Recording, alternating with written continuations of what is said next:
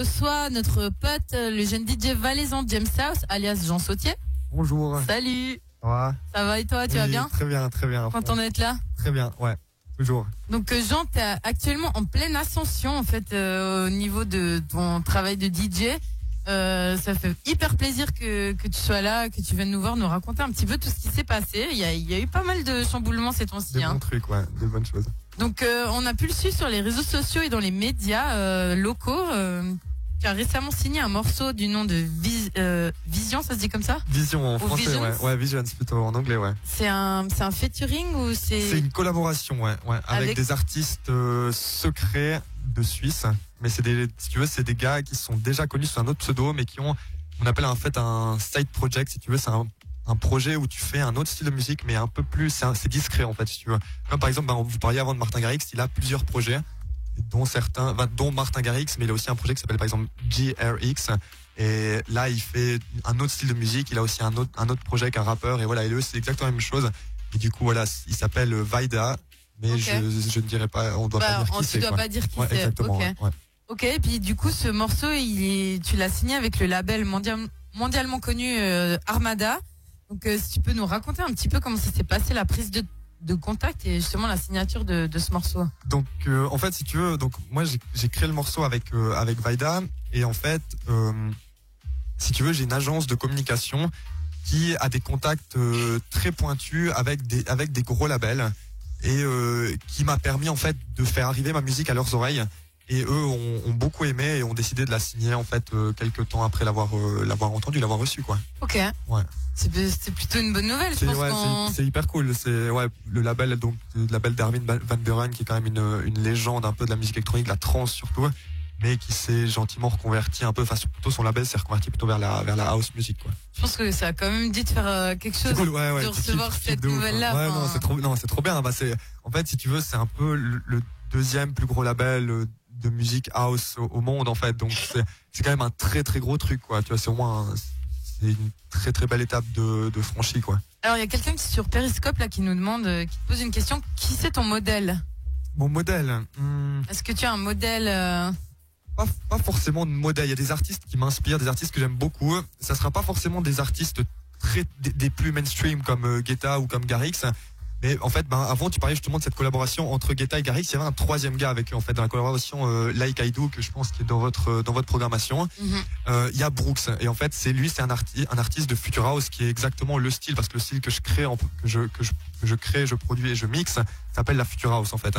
Et lui, c'est vraiment un gars qui a contribué à l'ascension de ce style de musique-là et qui est vraiment en train d'exploser. D'où la preuve, quand tu fais une collaboration avec juste Martin Garrix et David Guetta, c'est que c'est quand même très très très gros, quoi. Ouais, c'est énorme. Et la musique, surtout la musique est vraiment incroyable. Je la joue tout le temps, je la joue vraiment hyper souvent parce qu'elle est complètement folle. Et c'est ce genre d'artistes-là qui sont vraiment source d'inspiration, quoi, mes sources d'inspiration.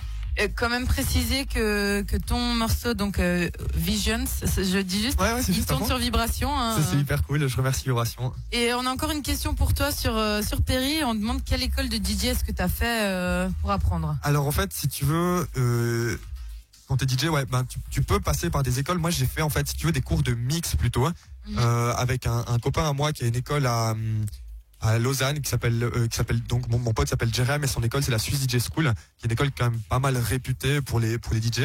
Et du coup j'ai fait des cours de mix avec lui pour apprendre à mixer, et j'ai aussi fait un tout petit peu de cours de production avec lui, mais après c'est vrai qu'il y a beaucoup d'autodidactie derrière. T'apprends par toi-même, t'apprends de tes erreurs, t'apprends et voilà, t'envoies un peu tes musiques à gauche à droite, les gens te font des feedbacks, qu'est-ce qui va pas, tu retravailles, tu regardes des tutoriels, tu t'avances comme ça, quoi. C'est aujourd'hui t'as pas forcément besoin de faire n'importe quelle école. Tu peux être cuisinier en regardant des vidéos sur YouTube, tu vois. C'est ce que je veux dire. Oui, c'est tellement complet aujourd'hui, tout ce que tu veux sur Internet, que t'as pas forcément besoin de faire les plus hautes écoles pour arriver au plus haut niveau. Entre guillemets, bien sûr. Plus haut niveau, tout est relatif, bien sûr. Et puis par contre, je sais pas si j'ai peut-être zappé au début, mais sur Facebook, on nous demande quel est le nom de ta boîte de com, si tu oses donner le nom. Mais j'ai pas réellement de boîte de com, j'ai une agence en fait, qui s'appelle Strict Agency. Qui est basé dans le canton de Fribourg.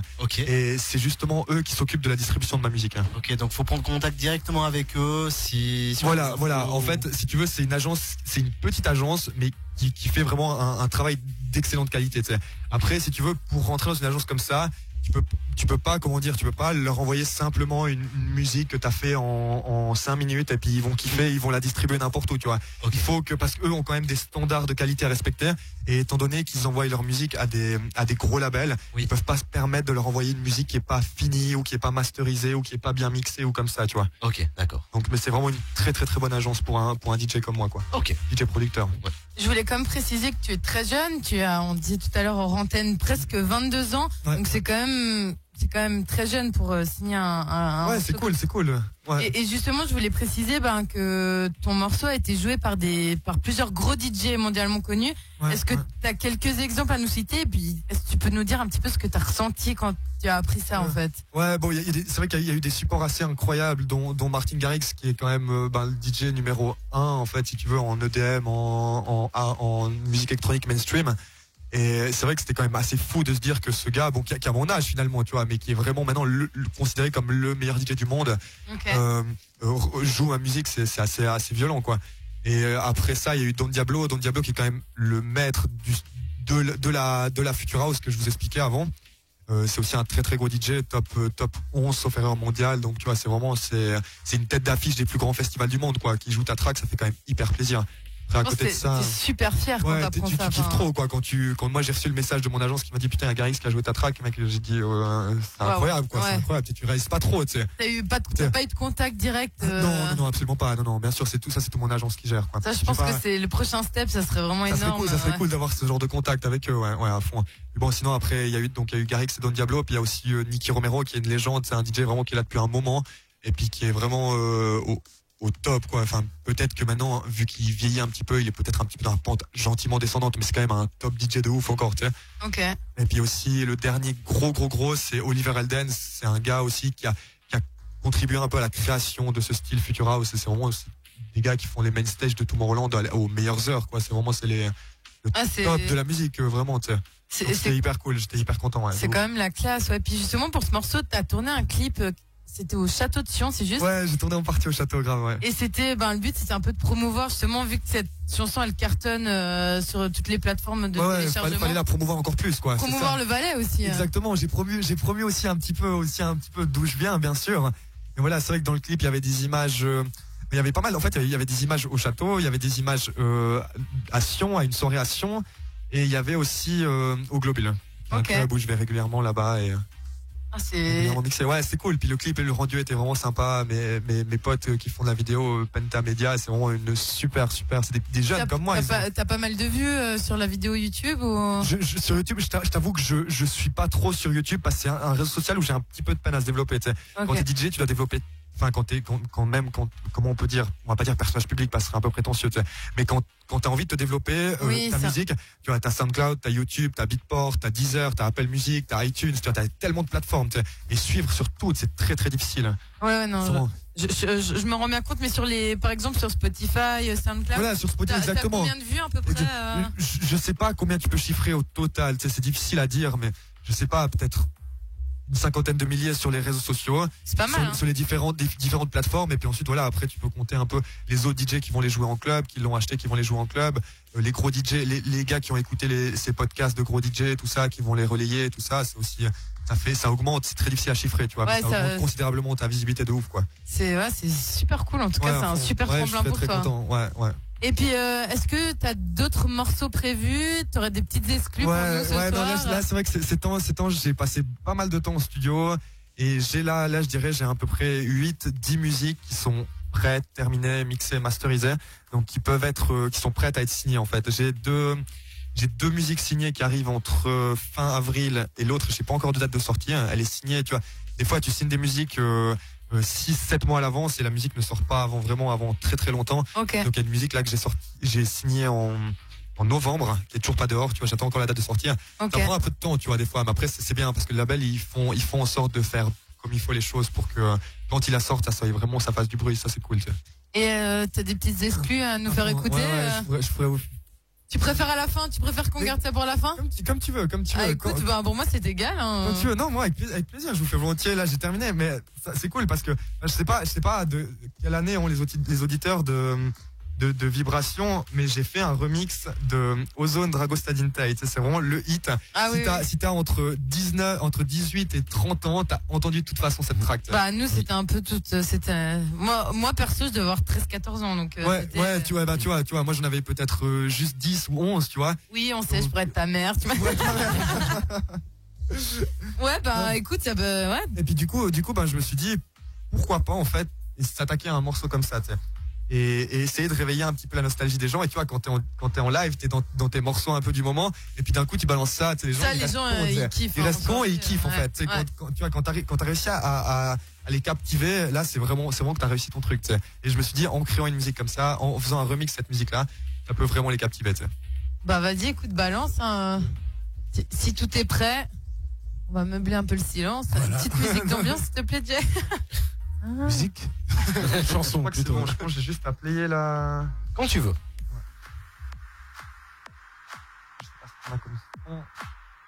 Je sais pas si tu peux mettre plus fort. J'ai mis depuis le début. Moi, je fais au max sur mon ordi.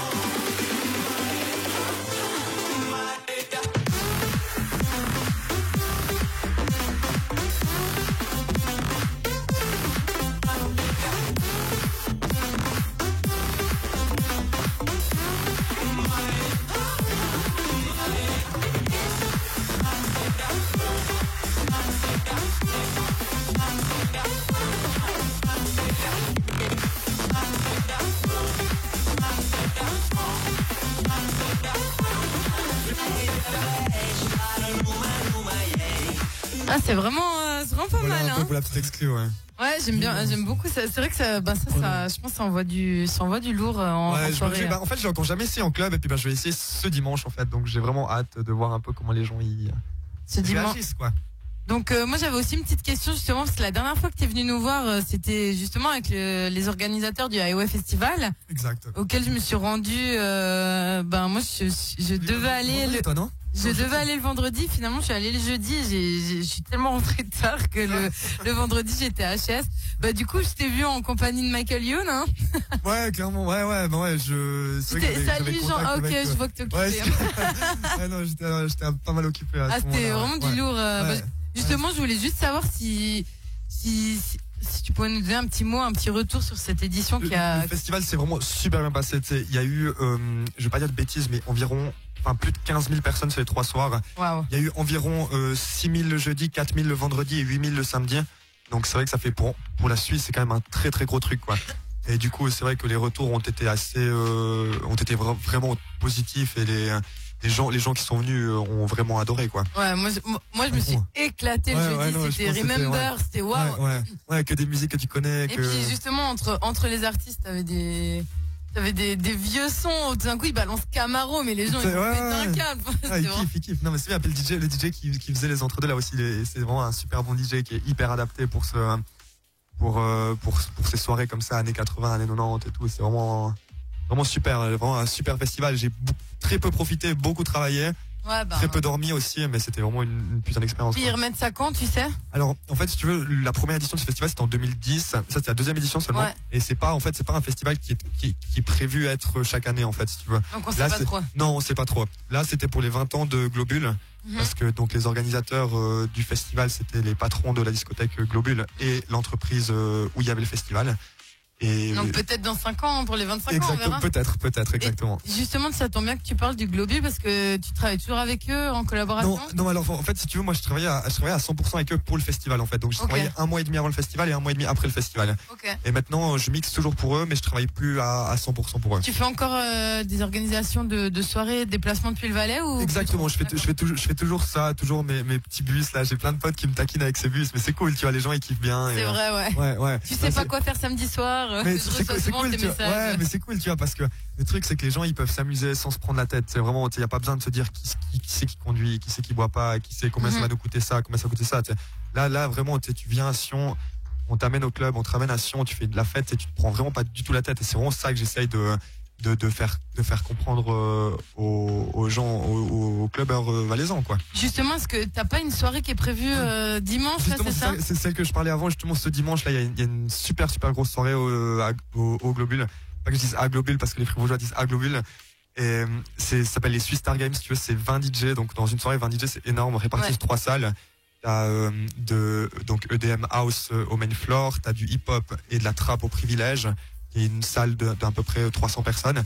Et t'as de la techno et de la tech house au chill. Il y a une salle, en fait, si tu veux, un petit peu aux couleurs, ouais, plus petite, mais aux couleurs de Cuba, en fait, si tu veux. Ah, et c'est une salle où tous les samedis soirs, c'est latino, et cette fois-ci, ils ont décidé de faire un truc techno, donc ça va être vraiment une super bonne soirée, quoi. Et ça, on peut aller sur ta page Facebook. Ouais, sur ma page Facebook, James vous me House. contactez, voilà, exactement, vous me contactez comme vous voulez. Et, je peux que inviter les gens qui aiment vraiment faire la fête et vraiment bien s'amuser à y venir, quoi, parce que c'est tout le temps des super expériences, puis, les gens sont super cool, et ça se passe bien. Comme on le disait, c'est pour certaines personnes, c'est week-end prolongé. Donc, si vous avez la chance d'avoir congé lundi et que dimanche soir, vous savez pas quoi faire. Et que vous cherchez une bonne teuf, ouais. Faut juste pas court-circuiter avec l'agenda de Jay. Et du coup, pour finir, si tu peux nous parler un petit peu de tes projets printemps-été, est-ce que tu as une grosse info à nous lâcher ou tu peux rien dire? Grosse info, pas forcément, mais j'ai des bonnes dates là, un peu. Tu vois, si tu veux, en fait, dans mon style de musique, on peut dire que le MAD de Lausanne et le Globule de Bulle sont un peu les deux clubs, vraiment les deux meilleurs clubs, tu sais. Et du coup, je commence à y mixer de plus en plus régulièrement, par exemple. Putain, pardon, je me confonds avec c'est moi. pas grave. Et du coup, ça c'est vraiment cool de bien s'entendre avec ces gens et de pouvoir aller là-bas. Tu vois, c'est des clubs quand même de 1000 personnes et 1400 ou 1500 personnes, tu vois, donc c'est des super dates à chaque fois, une putain d'énergie, et les gens ils sont hyper fous et hyper contents, et tu peux vraiment balancer ce que tu as envie de balancer, et c'est cool ça. Ouais, Puis sinon, à part ça, j'ai une petite date en France dans un gros club aussi, ma première date en fait un peu à l'étranger, comme ça, dans un grand club à Lyon, là, le 12 mai.